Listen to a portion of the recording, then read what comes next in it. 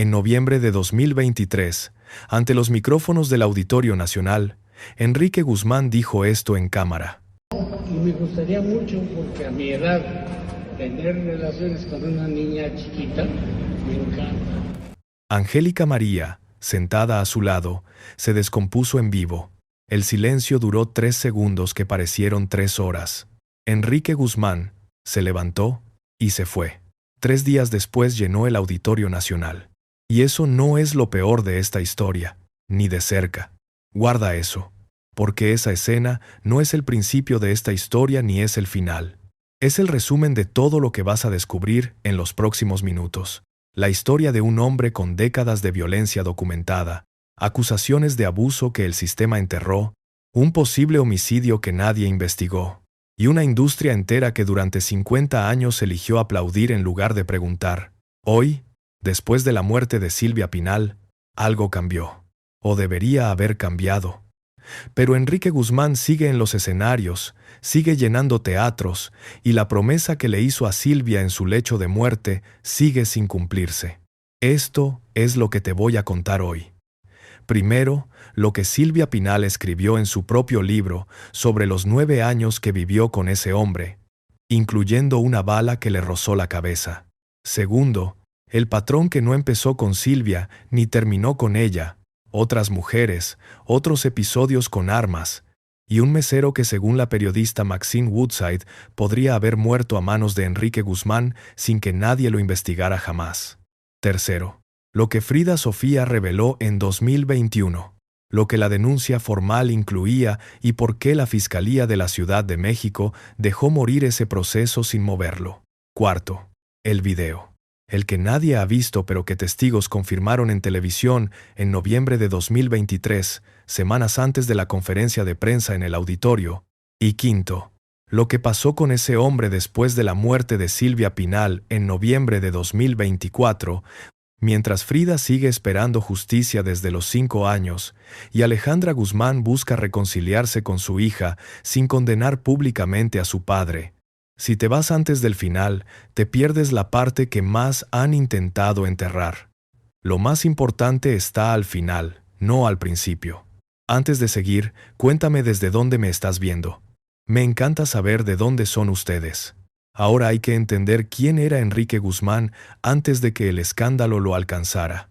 O más exactamente, hay que entender que el escándalo no lo alcanzó.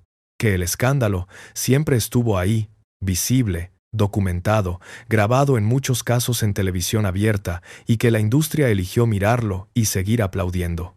Enrique Guzmán nació el 1 de febrero de 1943 en Caracas, Venezuela.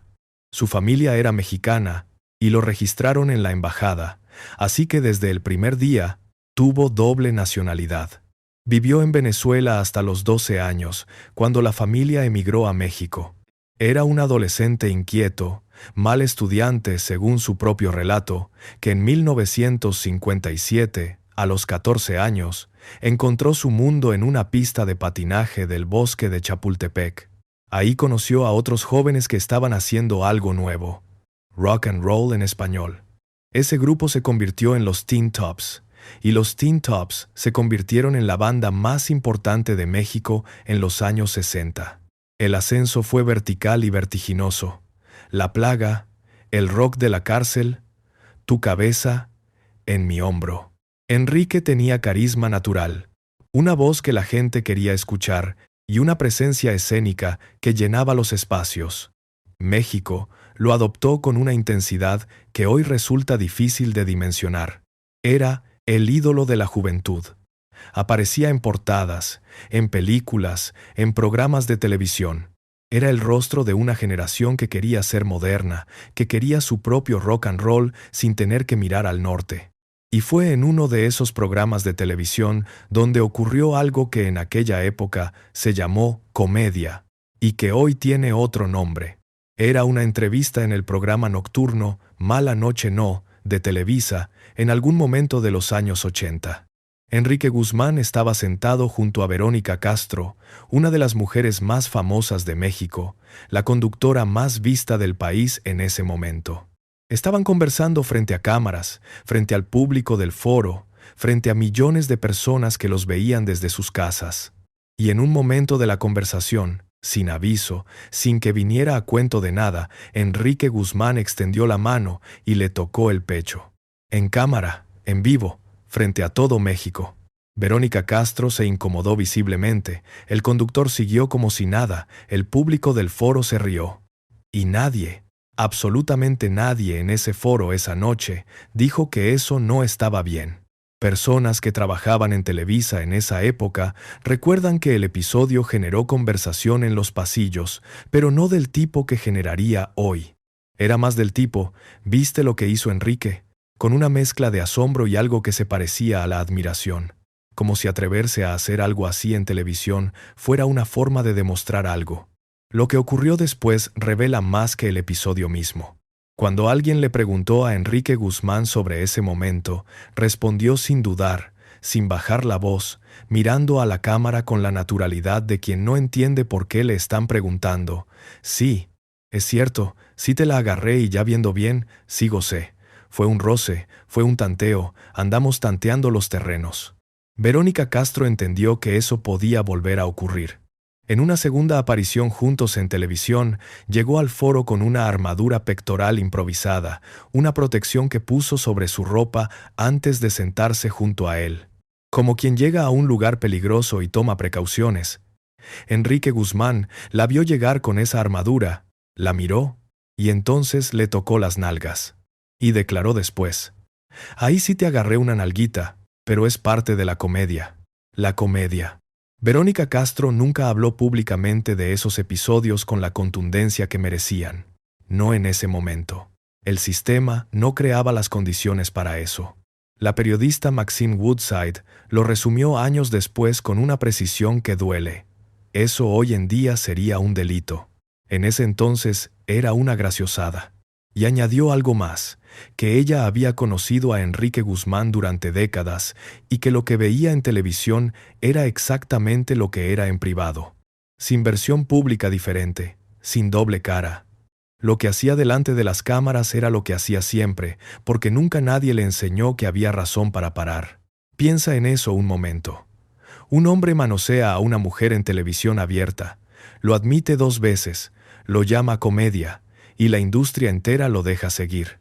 Ese fue el primer eslabón visible de una cadena que iba a crecer durante décadas.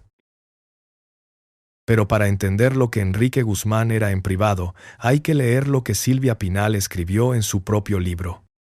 No lo que dijeron otros de él. Lo que ella misma decidió poner por escrito en 2016, 40 años después del divorcio, cuando ya no tenía nada que perder. Esta soy yo, se publicó cuando Silvia Pinal tenía 84 años. Era la autobiografía de la primera actriz más importante del cine mexicano, la musa de Buñuel. La productora de televisión que durante 20 años condujo Mujer, Casos de la Vida Real, un programa donde se contaban historias de violencia doméstica que el público enviaba por carta. Silvia Pinal pasó 2 décadas hablando de violencia contra la mujer en televisión abierta, y en ese libro reveló que ella misma vivió esa violencia durante 9 años dentro de su propio matrimonio. Lo que escribió sobre Enrique Guzmán es esto. Al principio era esporádico y nunca imaginé que tuviera la magnitud que después alcanzó. Se convirtió en un hombre violento. Primero, verbalmente. Y luego, los celos seguían aumentando, las discusiones verbales eran cada vez más violentas y sin saber cómo, llegó el primer golpe. Violencia física. Primero un empujón, un jalón, luego un manazo. La primera bofetada, la primera golpiza. Según personas cercanas al entorno de Silvia Pinal, que conocieron esa época de primera mano, los episodios de violencia siguieron un patrón que ella misma describió con una precisión dolorosa en su libro. Empezaban con celos que no tenían objeto real, escalaban a gritos y terminaban de formas que cambiaban cada vez. Noches en que los niños estaban en la casa. Noches en que Silvia esperaba que el volumen bajara para poder respirar. Noches en que no bajaba. El episodio que Silvia describe como el punto de quiebre involucra un arma. Ambos estaban en su recámara. Enrique llegó con una pistola. Se la aventó en la cara. Le gritó que si no lo quería que lo matara. Le puso el arma en la mano, Le mostró cómo apuntar, y la pistola se disparó. La bala me pasó rozando, rompió un adorno del buró y uno de los cuadros japoneses de la cabecera. Silvia Pinal conservó esa cabecera con el impacto de bala en su casa de Acapulco durante décadas, como evidencia de una escena que vivió en carne propia. No pude más. Sabía que terminaría matándome, escribió. Se fue de la casa con lo puesto y su chequera. Se escondió. Tardó meses en conseguir que Enrique le firmara el divorcio. Cuando Televisa anunció en 2017 que iba a producir una bioserie sobre la vida de Silvia Pinal, ocurrió algo que resume en una sola anécdota cómo funciona la mente de Enrique Guzmán. El cantante contactó a la producción y se negó a ceder los derechos de su imagen. No protestó porque la serie fuera a contar la violencia. No pidió que se cambiara la narrativa por ser falsa. Pidió dinero. Un hombre que, según el libro de su exesposa, la golpeó durante 9 años, que disparó una pistola en su recámara, que la violó dentro del matrimonio, quería cobrar por aparecer en la historia de esa mujer. La producción se negó. Tuvieron que cambiarle el nombre al personaje. En la pantalla se llamó Felipe Román, porque el agresor tenía derechos registrados sobre su propio nombre y los usó como escudo para intentar controlar la narrativa de la mujer a quien había hecho daño. No lo logró del todo. La bioserie se emitió. Las escenas de violencia se emitieron. Y Enrique Guzmán las vio desde fuera, sin poder hacer nada más que publicar en Twitter que se lo mereció. Lo que también reveló el libro, aunque con menos detalle, son las violaciones maritales.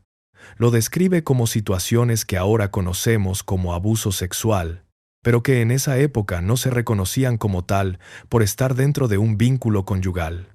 Una frase que resume con precisión brutal cómo funcionaba el sistema en esa época. Si era su esposa, no existía el abuso. El libro se publicó en 2016. Enrique Guzmán negó todo. 2 años después, en 2018, cuando se anunció la bioserie de Silvia en Televisa, algo cambió. Enrique escribió en Twitter, en sus propias palabras, «Una sola vez le falté al respeto a la señora, y ¿saben qué? Se lo mereció». Y en otro tuit, «Seguramente se me hará fama de golpeador, después de 50 años lo tendré que aceptar. Se lo mereció». Esas 3 palabras. Recuerda esa frase. Va a volver más adelante cuando entiendas lo que sus hijos escucharon y vieron de niños dentro de esa casa. Porque Alejandra Guzmán y Luis Enrique Guzmán no crecieron lejos de esa violencia, crecieron dentro de ella. Y hay registros de esto que van más allá del libro de Silvia. En un audio que circuló en medios en 2021, se escucha la voz de Alejandra Guzmán en conversación privada con su madre. Alejandra dice, «Estoy recordándole las cosas que a mí me dolieron más en la vida. Le recordé sus ojitos morados».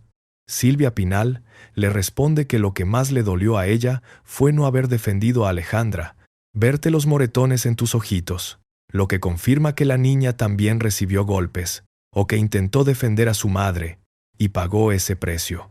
Probablemente las 2 cosas.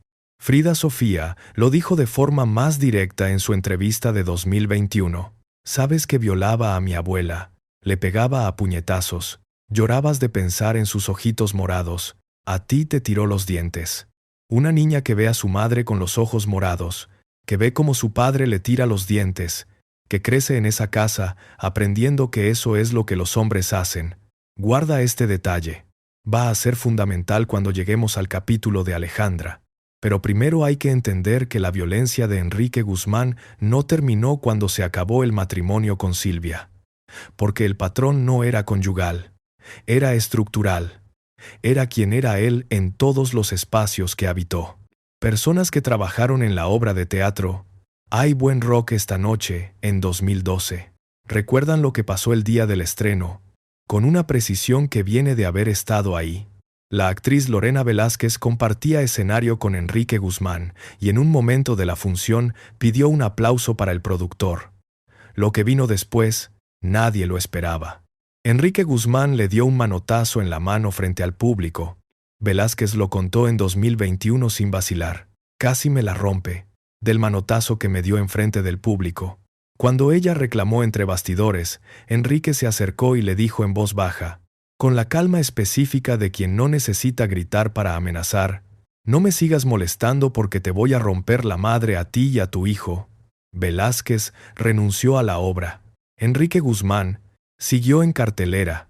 Quienes conocían a Carmen Salinas recuerdan que cuando Enrique Guzmán dijo en televisión en 2019 que ella debía no meterse en esa bronca porque le toca fiesta, la actriz entendió de inmediato lo que significaba. Fue al programa, Hoy al día siguiente, con una urgencia que no era actuada. Explicó ante las cámaras que en el argot de ciertas personas, tocarle baile a alguien significa matarlo. Pidió protección. Dijo que tenía miedo. Llegó a escribirle al entonces presidente AMLO solicitando que intervinieran. Nadie hizo nada. Nadie investigó la amenaza. Carmen Salinas guardó ese miedo hasta que murió en diciembre de 2021. El periodista Víctor Hugo Sánchez narró de primera mano que en una ocasión Enrique lo encerró en una habitación de hotel y le puso una pistola en la cabeza. «Me empieza a pegar y a pegar», declaró. El actor Salvador Cervoni, quien brevemente fue pareja de Alejandra Guzmán, le dijo a Gustavo Adolfo Infante que presenció cómo Enrique Guzmán disparó su arma dentro del restaurante Cambalache, en Insurgentes Sur, durante una pelea con el empresario taurino Rafael Herrerías. Una pistola a la cabeza de su esposa. Una pistola en la cabeza de un periodista. Un disparo en un restaurante público. Y en todos los casos, 0 consecuencias legales. 0 investigaciones. 0 proceso judicial. Pero hay un episodio que supera a todos los anteriores. Y es el que durante décadas nadie quiso tocar. En abril de 2021, la periodista Maxine Woodside, conocida como la reina de la radio mexicana, dijo esto en su programa Todo para la Mujer en Grupo Fórmula. Acuérdense que hubo una época que balaceó a un mesero o taxista y lo mató. No es un santo, debe una vida. No me acuerdo si fue un mesero o taxista, pero de que debe una vida, y eso fue muy conocido. No estoy sacándolo de la manga. Woodside no dijo eso en un podcast de chismes, lo dijo en Radio Nacional, con nombre y apellido, asumiendo la responsabilidad periodística de sus palabras. Nadie la demandó por esa declaración. Nadie la desmintió. Nadie investigó. Frida Sofía repitió la acusación en octubre de 2021, cuando respondió a las declaraciones de su abuelo. ¿Por qué no se pone a hablar de las vidas que debe, a la gente que mató, al mesero? Y Woodside añadió otro episodio en esa misma entrevista de 2021, que Enrique persiguió a Silvia Pinal una noche balaceándola mientras ella huía en camisón hacia la casa de un amigo, que llegó hasta esa casa y disparó contra la puerta, que mandó a 2 jóvenes a intimidar a su propio hijo, quienes entraron a su casa, amenazaron al chofer y cortaron las mangas de todos sus sacos. Los detenidos, según Woodside, declararon que Enrique Guzmán les había pagado. No existen registros judiciales públicos que confirmen el homicidio, pero tampoco existe una investigación que lo descarte. Existe el silencio, el mismo silencio que rodeó cada uno de los episodios anteriores. El silencio que en México tiene un precio, y ese precio lo pagaron todos los que intentaron romperlo. Piensa en esa suma por un momento. Un hombre que admitió haber golpeado a su esposa, que tiene episodios documentados con armas de fuego contra al menos 3 personas distintas, que disparó en un restaurante público, que amenazó de muerte a Carmen Salinas en televisión, y que según una periodista de décadas de trayectoria, habría matado a un hombre sin que nadie lo investigara. Ese hombre nunca pisó una celda. Nunca enfrentó un proceso. Nunca perdió un contrato por ello. ¿Cómo es posible eso? La respuesta llega cuando entiendes quién era Silvia Pinal en la arquitectura del poder mediático mexicano. Era la primera actriz más importante del país. Tenía acceso directo a las cúpulas de Televisa.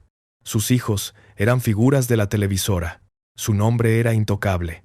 Y mientras Silvia Pinal vivió, el sistema mantuvo un equilibrio tácito.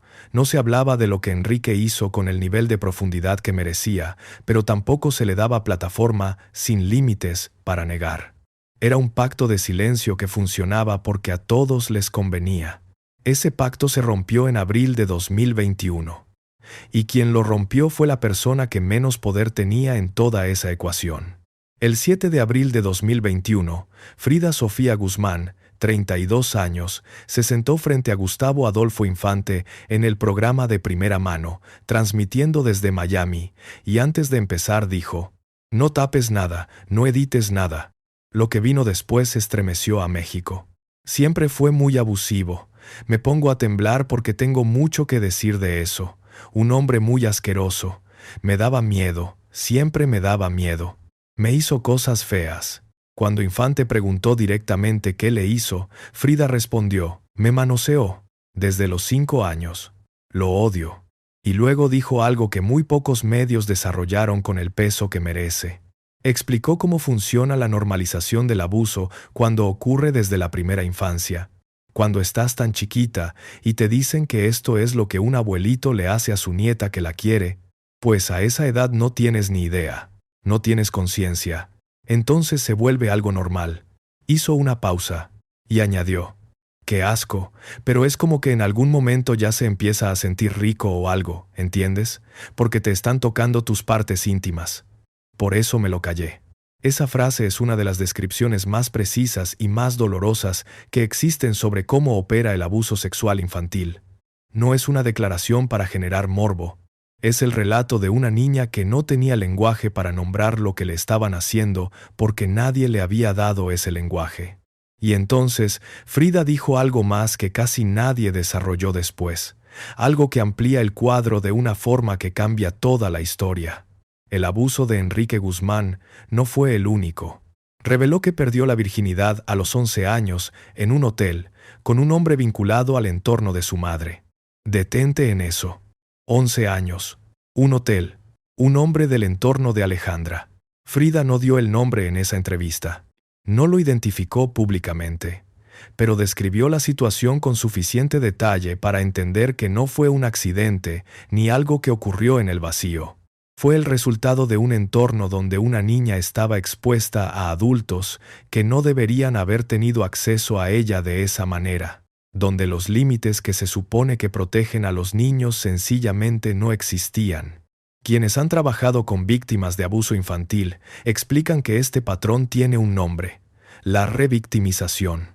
Cuando un niño es abusado en sus primeros años de vida y ese abuso no es nombrado, ni procesado, ni protegido por los adultos que deberían hacerlo, el niño crece con un radar roto para detectar el peligro. Lo que para otros niños sería una señal de alarma, para ese niño es familiar, normal, inevitable. No porque quiera que ocurra, sino porque nadie le enseñó que tenía derecho a que no ocurriera. Frida lo describió de una manera que debería leerse despacio. «Es tan loca mi historia que no me van a creer». Lo dijo en otra entrevista posterior, como quien ha intentado tantas veces poner en palabras algo que parece imposible de creer precisamente por su magnitud. No porque sea mentira, sino porque la verdad, en este caso, es demasiado grande para que entre de una sola vez. Reveló además que algunos novios de Alejandra también la tocaron. Que a los 5 años, mientras el abuelo hacía lo que hacía, la madre estaba en ese mismo cuarto fumando marihuana y soplándole el humo en la cara. No como un dato adicional, como el contexto sin el cual el abuso de Enrique no se puede entender completamente. Porque un abuso que ocurre durante años sin que ningún adulto en el entorno lo detenga no es solo la acción de un agresor. Es también el resultado de un sistema de adultos que, por las razones que sean, no protegieron a esa niña. El 13 de abril de 2021, Frida publicó en Instagram una foto de su infancia. En la imagen aparece en brazos de Alejandra mientras Enrique está frente a ella. El rostro de la niña muestra una expresión que cualquiera que la mire entiende sin necesidad de explicación. Frida escribió: «Para todos los que quieren pruebas, perdón que no tenía cómo grabar al puerco de mi abuelo manoseándome a los 5 años de edad. Pero una foto dice más que 1000 palabras». El 11 de junio de 2021, el despacho Olea Abogados, presentó la denuncia formal ante la Fiscalía General de Justicia de la Ciudad de México. Los delitos: abuso sexual contra Enrique Guzmán, y contra ambos Enrique y Alejandra, violencia familiar y corrupción de menores. El abogado Xavier Olea declaró que la evidencia incluía testimonios, periciales, imágenes y videos. Aquí hay que detenerse, porque lo que pasó después con esa denuncia es tan revelador como la denuncia misma. Frida vivía en Miami y tenía problemas migratorios que le impedían salir de Estados Unidos. No podía presentarse físicamente ante el Ministerio Público. Se ofreció participar a través de sistemas consulares. La Fiscalía no agilizó el proceso. Los meses pasaron. En mayo de 2023, Gustavo Adolfo Infante dijo públicamente que Frida le había dicho: la demanda, las autoridades de México no pelaron la demanda que ella hizo. Para ella ya quedó sanado. En agosto de 2024, Frida viajó a México por primera vez en 20 años. La revista TV Notas reportó que su objetivo era ratificar la denuncia. Enrique Guzmán declaró en octubre de ese mismo año: sé que estuvo aquí. Según mis abogados no tienen nada sobre alguna demanda hecha. Para enero de 2026, el padre de Frida, Pablo Moctezuma, dijo ambiguamente: creo que ya se liberó de todo eso. Lo que sugiere no que hubo justicia, sino que Frida decidió seguir viviendo sin esperar lo que el sistema mexicano claramente no iba a darle. No existe una resolución judicial, no existe un juicio, no existe ni siquiera una investigación activa confirmada. Existe una denuncia que entró a la Fiscalía de la Ciudad de México en junio de 2021 y que desapareció en el sistema, como desaparecen tantas cosas en México cuando el denunciado tiene el nombre correcto. Enrique, por su parte, contraatacó, interpuso una querella contra Frida por daño moral, otra contra Gustavo Adolfo Infante por discriminación. Fue a Ventaneando, donde Patti Chapoy le dio la plataforma para llorar y declarar: en mi vida, en mi puta vida le he tocado un pelo a esa niña. Fue al programa Hoy de Televisa, donde conductores lloraron con él y le dijeron al aire: Enrique, yo sí te creo. Gustavo Adolfo Infante respondió desde Imagen TV con una contundencia que se quedó sola en el panorama mediático. Con tal de llevarse algo del pastel de audiencia, apoyan abiertamente a un posible abuelo pederasta.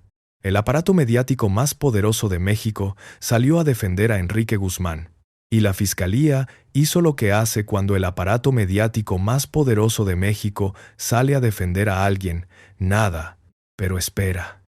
Porque en noviembre de 2023 ocurrió algo que hace que todo esto sea todavía más perturbador, y que conecta directamente con la conferencia de prensa del Auditorio Nacional con la que empezó este video. Unas semanas antes de aquella conferencia, el ex-manager Emilio Morales, quien fue representante de Silvia Pasquel, dio una entrevista en el canal de YouTube de la periodista Angélica Palacios. Y dijo esto: por ahí existe un video donde Enrique Guzmán está abusando de una niña. Afirmó que ese video estaba en manos de Alejandra Guzmán y de la madre de la menor implicada. Dijo que además de esas dos personas, el propio Enrique Guzmán lo había visto. La declaración de Morales generó una ola inmediata. No era un anónimo lanzando acusaciones. Era alguien que había estado dentro de la industria durante años, que conocía a las personas involucradas y que habló con nombre, apellido y cara visible ante una cámara. Eso tiene un peso diferente al rumor que circula en pasillos. Cuando alguien está dispuesto a decir algo en video, asumiendo las consecuencias legales de sus palabras, el nivel de credibilidad sube de una forma que es difícil ignorar. La menor en cuestión era la hija de Mayela Laguna, expareja de Luis Enrique Guzmán, el hijo de Silvia Pinal y Enrique. La niña tenía 12 años cuando ocurrieron los hechos según las declaraciones. El 15 de noviembre de 2023, un día después de la conferencia de prensa en el auditorio, Mayela Laguna habló ante las cámaras de Sale el Sol y de Primera Mano, y confirmó la existencia del video. Sus palabras exactas: es un video donde el señor, no voy a decir explícito, pero sí es un video en donde de alguna manera está atacando a mi hija. Dijo que ocurrió en una fiesta de cumpleaños, que su hija tenía 12 años, que fue presenciado por personas que estaban en esa fiesta, y que no denunció porque su hija le suplicó llorando que no lo hiciera. No lo pude hacer porque mi hija me lo pidió. Me pidió que no denunciara. Y hay algo más en este punto que casi ningún medio desarrolló. Cuando Mayela Laguna estaba considerando si denunciar, Frida Sofía le mandó un mensaje, no para animarla, para advertirla. El contenido fue este, según personas que conocieron el intercambio. No hagas la denuncia, porque tu hija va a vivir cosas horribles como las he vivido yo. Una mujer que interpuso su propia denuncia en 2021, que viajó a México 20 años después para ratificarla, le dijo a otra madre que no denunciara. No porque no le creyera, sino porque sabía exactamente lo que el sistema le haría a esa niña si lo intentaba. Lo había vivido en carne propia. Y prefirió proteger a esa hija del proceso antes que animarla a confiar en un sistema que destruye a las víctimas antes de tocar a los agresores. Eso no es solo la historia de un hombre violento. Eso es el mapa de un sistema tan roto que las propias víctimas aprenden a advertirse entre sí para no usarlo. Analiza esa secuencia de fechas porque dice algo importante. El 14 de noviembre, Enrique Guzmán hace su declaración en el Auditorio Nacional. El 15 de noviembre, Mayela Laguna confirma en televisión que existe un video. No en ese orden, porque uno causara el otro. En ese orden, porque los dos estaban ocurriendo en paralelo, en el mismo contexto, en los mismos días, conectados por el mismo nombre. Como si todo lo que durante años había estado contenido debajo de la superficie hubiera encontrado el mismo momento para salir. Y fue exactamente en ese contexto, con esas declaraciones circulando, con ese video del que todo el mundo hablaba en los pasillos de la industria, con esa niña de 12 años cuya madre acababa de hablar en televisión, con todo eso flotando en el aire del Auditorio Nacional, que una periodista le preguntó a Enrique Guzmán por el abuso a una menor. Y Enrique Guzmán dijo que a su edad, tener relaciones con una niña chiquita le encantaba. La grafóloga Marifer Centeno analizó esa respuesta en televisión, frame por frame, mirando el lenguaje corporal, la velocidad del habla, la dirección de los ojos, y dijo, me parece que el mensaje que da Enrique Guzmán suena a una confesión. No creo que sea sarcasmo. Piensa en eso. Un experto en lenguaje no verbal, analizando en televisión nacional, concluyó que la declaración más perturbadora que un hombre puede hacer sobre menores de edad no sonaba a ironía, sonaba a confesión. Enrique publicó en X 2 días después, parece que mi ironía para contestar preguntas estúpidas no es tan eficaz, y luego grabó un video disculpándose, leyendo desde un papel para no cometer errores, y declarando, llevo mucho tiempo siendo atacado de alguna manera por acusaciones falsas. Yo nunca he tocado en mi vida a una menor. 3 días después del video de disculpa, el Auditorio Nacional estaba lleno. Ahora viene la parte de esta historia que más incomoda. No porque Enrique Guzmán sea un monstruo, a estas alturas eso ya lo sabe quien lleva este tiempo escuchando, sino porque la parte más oscura de esta historia involucra a alguien que también es víctima, alguien que creció viendo los ojos morados de su madre, que aprendió en esa casa que la violencia era el idioma de las relaciones, que tuvo sus propias adicciones, sus propios traumas, su propia historia de destrucción, y que aún así tomó una decisión que su hija lleva años sin poder perdonar. Alejandra Guzmán nació en febrero de 1969 en el seno de ese matrimonio. Su infancia fue lo que ya sabes que fue. Cuando Silvia Pinal escapó con lo puesto en 1976, Alejandra tenía 7 años. Lo que vino después fue una vida construida entre dos polos, la madre que huyó y el padre que se quedó. Pablo Moctezuma, el padre biológico de Frida Sofía, habló en el programa de Primera Mano en abril de 2021. Y lo que dijo sobre Enrique Guzmán y Alejandra fue devastador. Este señor la intoxicaba, eso sí me consta. Alejandra salía de su casa patas para arriba. Gran parte de las adicciones es culpa de él. No me quiero meter en detalles, pero este señor intoxicaba, me consta. No son chismes. Alejandra salía de su casa patas para arriba. No había cariño. Según personas del entorno que conocieron esa dinámica, el patrón era consistente. Enrique le firmaba cheques. Le permitía que consumiera en su casa. La necesitaba cerca cuando le convenía y la dejaba caer cuando no. Según Moctezuma, fue Enrique quien decidió cambiarle el apellido a Frida Sofía, que debería haberse llamado Frida Moctezuma por Frida Guzmán, como si el apellido del abuelo pudiera dar lo que el abuelo nunca fue capaz de dar.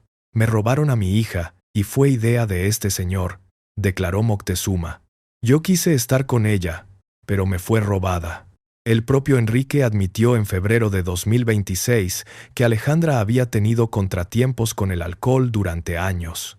Lo describió como una enfermedad crónica. Añadió que desde la muerte de Silvia, Alejandra llevaba año y medio sin tomar. No explicó qué había pasado en los años anteriores. No mencionó su propio rol en esa historia. Quizá lo más difícil de entender es la decisión de Alejandra en abril de 2021. Cuando Frida habló y el mundo entero la escuchó, Alejandra Guzmán publicó un video en Instagram. Lloró y dijo: «Pongo las manos en el fuego por mi padre, que me ha dado y enseñado a trabajar y es un ejemplo para mí».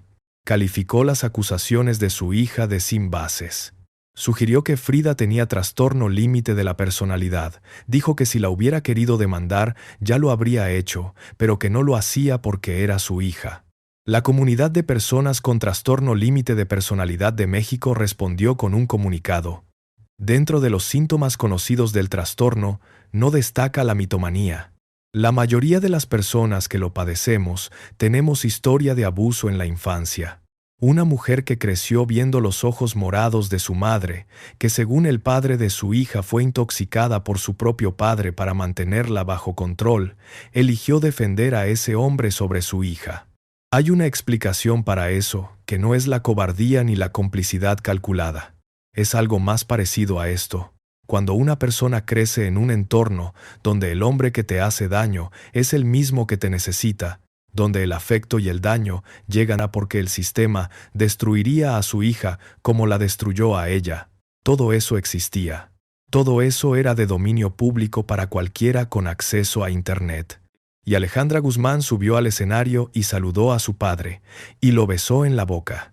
No fue un beso en la mejilla, no fue un abrazo, fue un beso en la boca, frente al público, frente a las cámaras, con toda la historia de esta familia flotando en el aire del recinto, como si nada de lo anterior existiera, como si los últimos 4 años no hubieran ocurrido.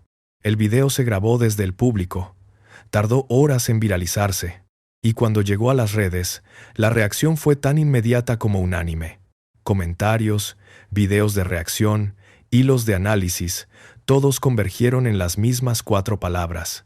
Le creo a Frida Sofía, no porque el beso probara nada en términos legales, sino porque en el lenguaje de los gestos, en el idioma de lo que los cuerpos dicen cuando las palabras ya no alcanzan, esa imagen resumió en 3 segundos todo lo que Alejandra Guzmán había estado haciendo desde 2021, eligiendo al padre, eligiendo el escenario compartido, eligiendo la imagen de familia unida sobre la verdad de lo que esa familia le había hecho a la niña que ella misma trajo al mundo. Frida no comentó públicamente ese video. No necesitaba hacerlo. Su silencio frente a esa imagen tiene exactamente el mismo peso que la imagen misma. Hasta aquí tenemos esto. Un hombre que golpeó a su esposa durante 9 años y lo admitió, que tiene episodios documentados con armas de fuego contra múltiples personas, que según una periodista de trayectoria, mató a un hombre sin que nadie investigara, que abusó de su nieta desde los 5 años, según el testimonio de la propia víctima, que según la madre de una niña de 12 años, apareció en un video realizando un abuso, que hizo una declaración en televisión que una experta en lenguaje no verbal llamó confesión, que nunca enfrentó ningún proceso judicial por nada de lo anterior, y cuya hija, a pesar de haber dicho que le dolían los ojos morados de su madre, lo besó en la boca frente a una audiencia nacional. Y ahora viene la pregunta que todo este video estaba preparando desde el principio. ¿Cómo? ¿Cómo es posible que un hombre con ese historial ocupe ese lugar, no en los márgenes de la industria, en el centro, en el Auditorio Nacional? con Angélica María y César Costa a su lado, con boletos agotados. La respuesta tiene que ver con cómo funcionó el sistema de protección mediática en México durante décadas. Y hay que verlo con detalle, porque entenderlo es la única forma de entender por qué Frida Sofía lleva más de 20 años buscando justicia y todavía no la tiene. Cuando Frida habló en abril de 2021, el aparato mediático más poderoso de México entró en movimiento con una velocidad que revelaba cuánta práctica tenía en exactamente ese tipo de operación. Personas que siguieron la cobertura de cerca recuerdan cómo fue ese primer día. Frida habló en Imagen TV, una cadena mediana comparada con el gigante de Televisa. La entrevista se viralizó en horas. Y antes de que terminara ese mismo día, el equipo del programa Hoy de Televisa ya estaba trabajando en la respuesta. No en cómo cubrir la noticia, en cómo contenerla. Lo que salió al aire en los días siguientes fue un manual de cómo desacreditar a una víctima, llevar especialistas a hablar de trastorno límite de personalidad, el diagnóstico que Alejandra había filtrado años antes. Mostrar clips de archivo donde Frida hablaba bien de su abuelo en entrevistas anteriores, sin explicar que eso es exactamente lo que hacen las víctimas de abuso intrafamiliar antes de poder nombrarlo.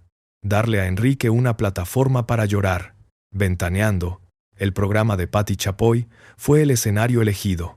El hombre que según múltiples testimonios abusó de su nieta, apareció en pantalla con los ojos llorosos, mientras Chapoy escuchaba con la deferencia que se reserva para los inocentes. Y conseguir que figuras de la industria salieran a avalar su carácter. Angélica María dijo que lo conocía desde los 17 años y que siempre había sido respetuoso.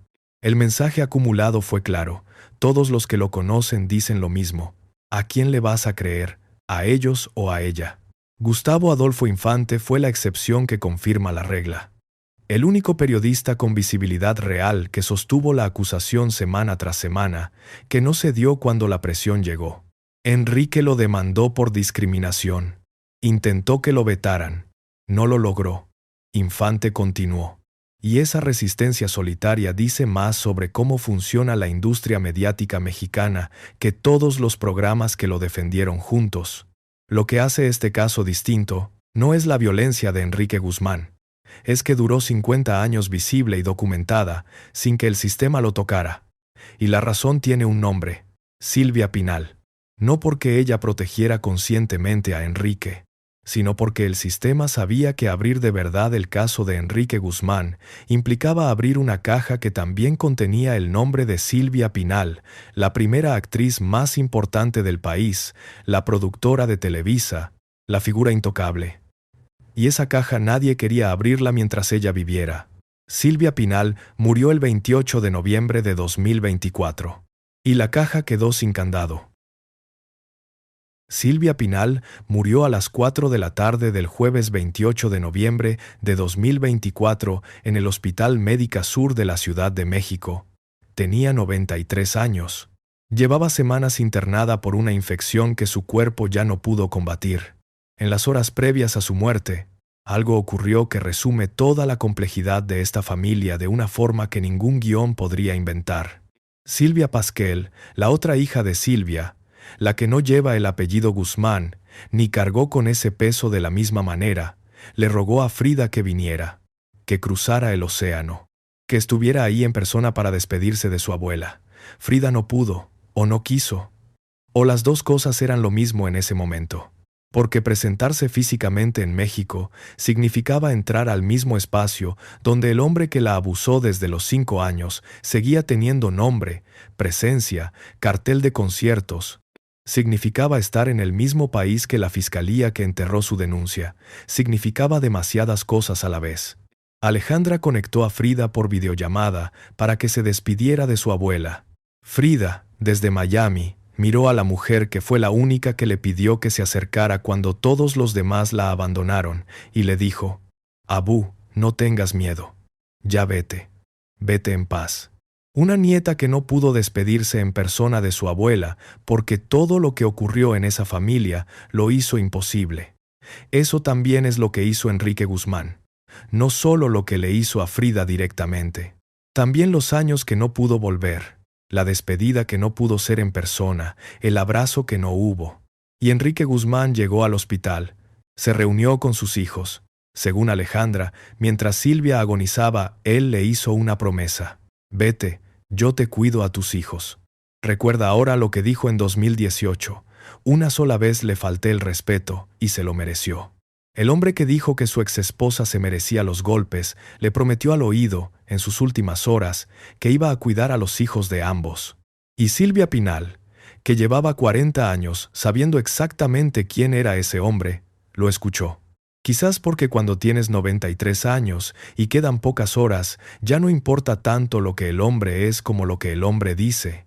Quizás porque Frida seguía sin justicia desde los 5 años y Silvia quería creer que algo iba a cambiar. Quizás simplemente porque en ese momento no había otra cosa que hacer que escuchar. Silvia se fue. Enrique salió del hospital. Y 4 meses después estaba en los carteles del Auditorio Nacional.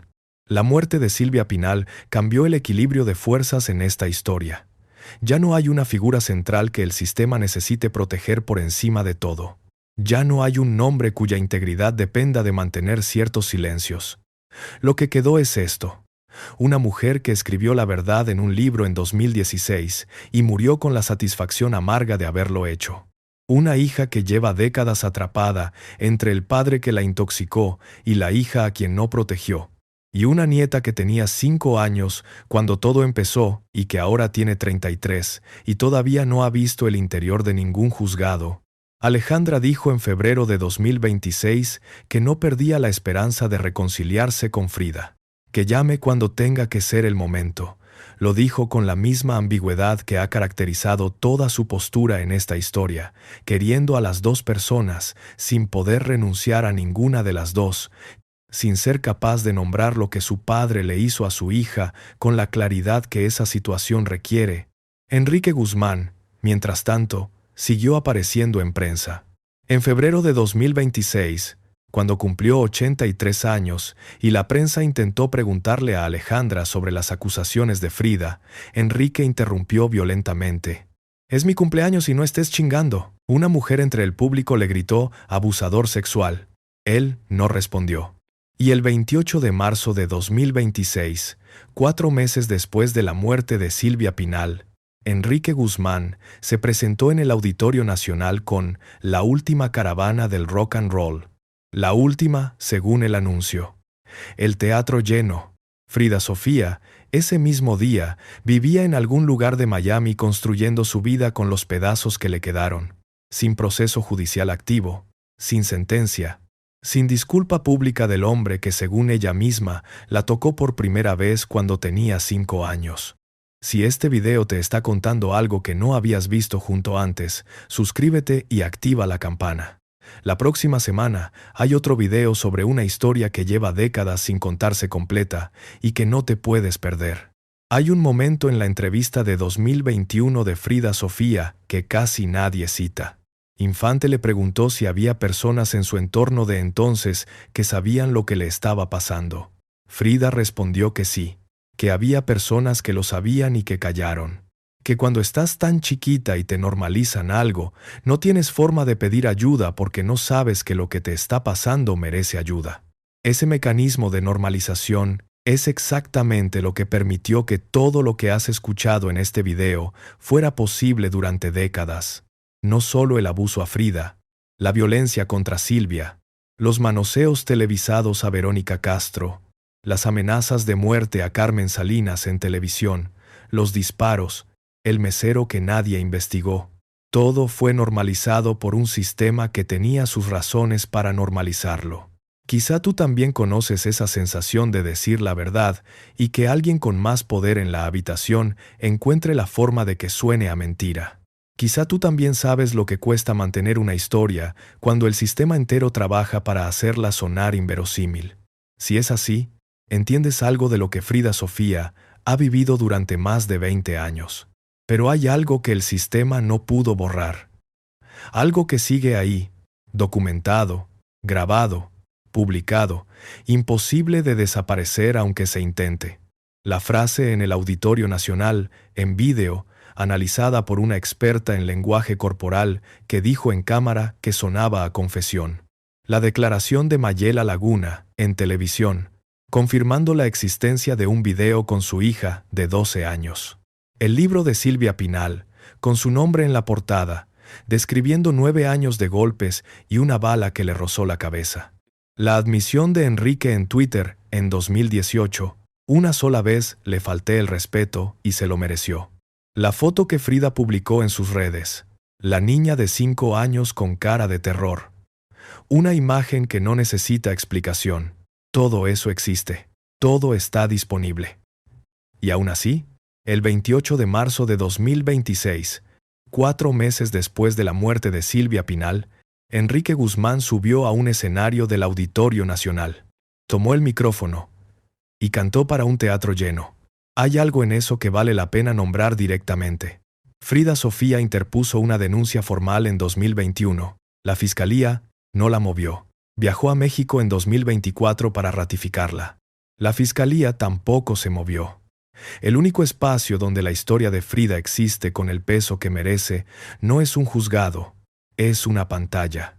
Es este video que estás viendo ahora mismo, o los que vinieron antes, o los testimonios que circulan en redes. La justicia que el sistema le negó durante 20 años la está construyendo la audiencia, comentario por comentario, visualización por visualización. Eso no debería ser suficiente, pero es lo único que existe. Y mientras eso ocurre, Alejandra Guzmán está en algún lugar de México intentando reconstruir algo con su hija. En febrero de 2026 dijo que no perdía la esperanza. Que llame cuando tenga que ser el momento. Alejandra tiene 58 años. Ha tenido más de 30 operaciones. Su columna vertebral le ha fallado varias veces. Se dislocó una cadera en un accidente reciente. Su cuerpo lleva décadas acumulando el precio de lo que vivió. Y su hija todavía no le llama. No porque no quiera a su madre, sino porque querer a alguien y confiar en alguien son dos cosas distintas.